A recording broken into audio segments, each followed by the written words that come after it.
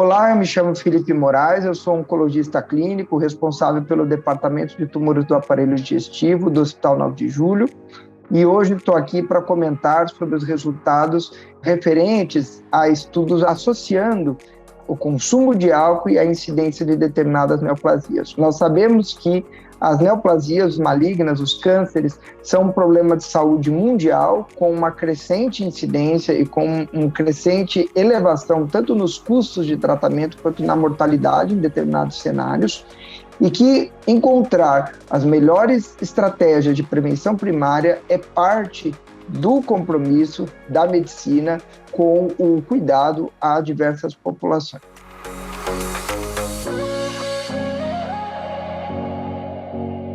Existe uma relação positiva entre o consumo de bebidas alcoólicas e a incidência de vários tipos de tumores, incluindo tumores de mama, tumores do aparelho digestivo, tumores de cabeça, pescoço e pulmão. Existem várias relações que se estabelecem entre essas duas situações e por meio de causas diversas. Primeiramente, o álcool ele tem um papel inflamatório direto sobre as mucosas do aparelho digestivo e um papel de associação com determinados comportamentos que também contribuem para o risco de neoplasias, como, por exemplo, o tabagismo. Todos os fatores estressantes que causam processos inflamatórios no organismo são potencialmente relacionados com neoplasias. No caso do álcool, além do trauma direto que ele causa às mucosas durante o seu consumo, existe também o risco do desenvolvimento de neoplasias associadas ao seu metabolismo, como, por exemplo, no caso das doenças de pâncreas e das hepatocarcinomas, naqueles pacientes com consumo de álcool exagerado e crônico ao longo da sua vida.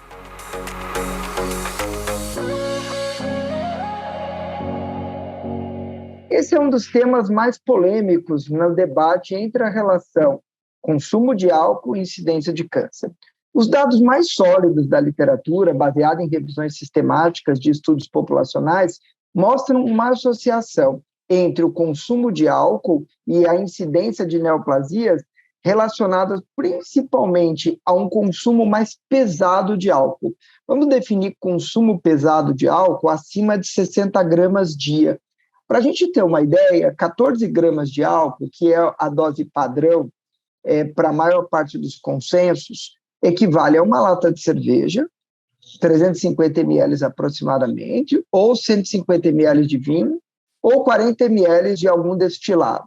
14 gramas por dia, uma dose por dia, é um nível considerado moderado, tá? Se feitos todos os dias. O que eu quero dizer com isso? Podemos classificar as pessoas quanto ao consumo de álcool. Aquelas pessoas que consomem menos de 7 doses por semana, até 14 gramas, são considerados consumidores leves.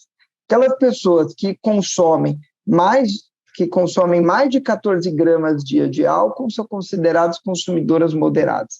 E aqueles pacientes, aquelas pessoas que consomem mais de 60 gramas de álcool dia são considerados consumidores pesados de álcool. Nós sabemos que quanto mais álcool se consome, mais intensamente se consome o álcool, maior o risco de incidência de neoplasias, particularmente nas neoplasias de cabeça e pescoço. Então, essa associação, é claro, ela deve dar-se não só pela questão relacionada ao consumo propriamente da substância, mas provavelmente por outros fatores comportamentais que se associam ao cenário de pessoas que consomem álcool em grande quantidade. Nós sabemos também que em determinadas regiões do mundo, o consumo de álcool em doses elevadas tem levado à incidência de determinadas neoplasias, como no Oriente e na China, e como na Europa Oriental também, tá? Em relação a níveis seguros de consumo, na sua relação com a incidência de câncer, não existem níveis seguros de consumo dessas substâncias, embora a gente saiba que a associação entre incidência de câncer e consumo leve de bebidas alcoólicas seja uma associação mais fraca, com menor elevação da taxa de incidência comparada a pessoas abstêmias e com menor impacto no risco de desenvolvimento de câncer ao longo da vida.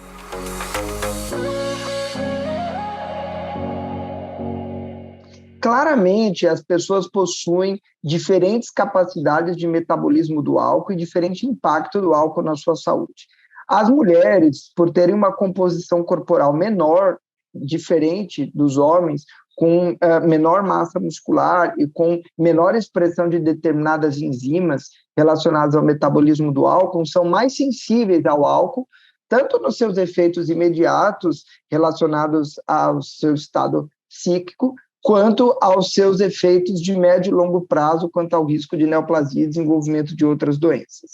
Então, as mulheres devem ter um consumo mais moderado de álcool em comparação com os homens, embora em excesso seja uma substância tóxica igualmente para ambos. Mas, para os homens, há uma tolerância maior a determinadas doses de álcool do que em relação às mulheres.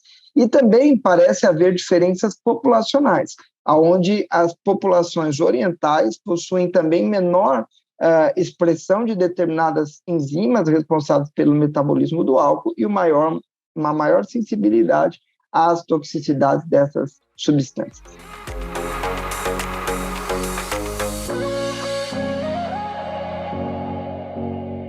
Os homens, de uma forma geral, consomem mais álcool e consomem doses maiores de álcool e com maior frequência em comparação com as mulheres.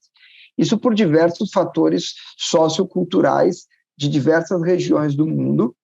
No entanto, nós sabemos que as mulheres possuem um metabolismo diferente do álcool em relação aos homens, tanto pela sua composição corpórea, quanto pela sua expressão de determinadas enzimas. Então, não se pode dizer que apenas a incidência de neoplasia no homem é maior porque ele consome mais. Existem diferenças no metabolismo de ambas, do homem e da mulher, em relação ao álcool.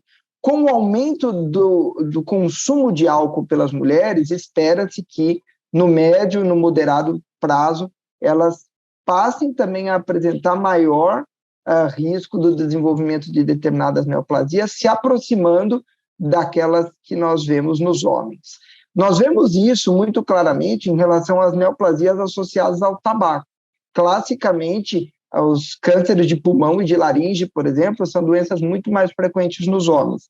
Porém, na última década, nós temos tido um aumento importante da incidência dessas doenças nas mulheres, principalmente pela mudança do padrão de comportamento e aumento do consumo de tabaco por elas.